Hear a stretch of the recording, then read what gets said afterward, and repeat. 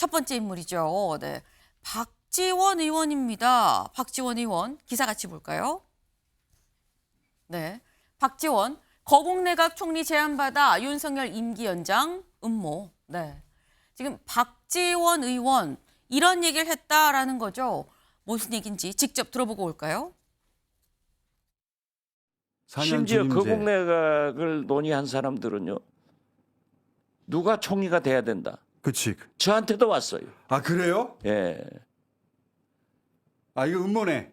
이것은 어떻게 해서든지 윤석열 대통령의 임기를 연장해서 자기들이 재집권을 해보겠다 그렇죠. 하는 음모예요. 김대중 대통령이 3당 통합하자고 할 때 안 했지 않냐. 제가 김대중 대통령 비서실장으로 어떻게 그런 얘기를 하냐 하고 제가 의원님한테는 그거 안 통하지. 롯데호텔 소공동 귀빈실에서 탁자를 치고 나와버렸어요. 아, 그치. 네, 박지원 의원 얘기를 들어보면 불과 며칠 전입니다. 지난 19일. 19일이 어떤 날이냐. 여기 나왔죠. 헌법재판관 인사청문위원회 다음 날인 19일. 18일, 19일 이렇게 열렸던 걸로 기억을 합니다. 근데 19일에 윤 대통령의 측근 접근이 있었다. 그리고 거기서 나한테 거국내각을 꾸리면 총리를 맡는 게 어떠냐라는 제안이 있어서 내가 탁자를 탁 치고 나왔다라고 지금 얘기를 했습니다. 근데 이 얘기인 즉슨 최진영 변호사님, 탄핵 심판을 지금 받는 상황에서 윤 대통령은 그럼 거국 내각을 생각하고 있는 중이라는 거냐라는 게 되는 거거든요.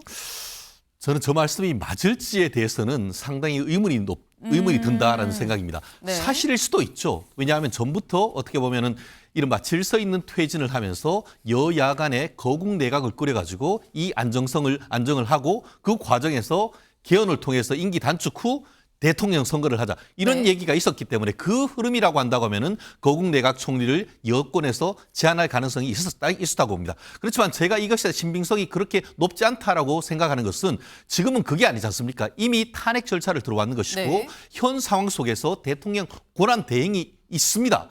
그럼에도 불구하고 거기에 거국 내각의 총리를 가서 한다?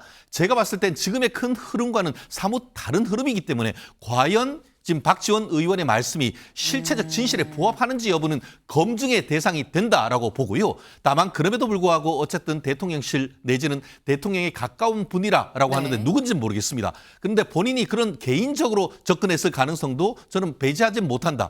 그렇지만 그런 개인적인 어떤 접근이 과연 대통령의 의중 내지는 한덕수 총리 내지는 국민의힘 지도부의 의견인지조차도 지금은 불명확한 것이기 때문에 그런 어떤 배경도 없이 맥락도 없이 이른바 뜬금포로 저렇게 말씀하시는 것은 거꾸로 어떻게 보면은 민주당에 대한 그 내부 분열 정책이다라는 것을 역공하는 식으로 해서 오히려 여당에게 어떤 역공을 하는 그런 흐름이 있는 것이 아닌가 예측을 해봅니다. 네, 지금 박지원 의원의 저 얘기 신빙성부터 좀 다시 한번 봐야 된다라고 말씀하셨는데 조금 전에 박지원 의원이 언론 인터뷰에서 뭐라고 얘기를 했느냐. 이 누구한테 얘기를 들었습니까? 라는 거에 윤석열 대통령 측이라고 단정 짓긴 좀 어렵다. 제안한 사람이 여권을 잘 아는 사람인데 누군지 실명을 밝힐 순 없다라고 얘기를 했습니다. 네, 지금 이 윤 대통령 측에서 제안을 했다라고까지 하기는 좀 애매하다라는 게 부연 설명이에요. 네, 이 과연 윤 대통령 측의 의중이 실린 건지 안 실린 건지 그 얘기는 아마 오늘 중에 박지원 의원한테 많은 질문이 쏟아지지 않을까라는 생각을 좀 해봅니다.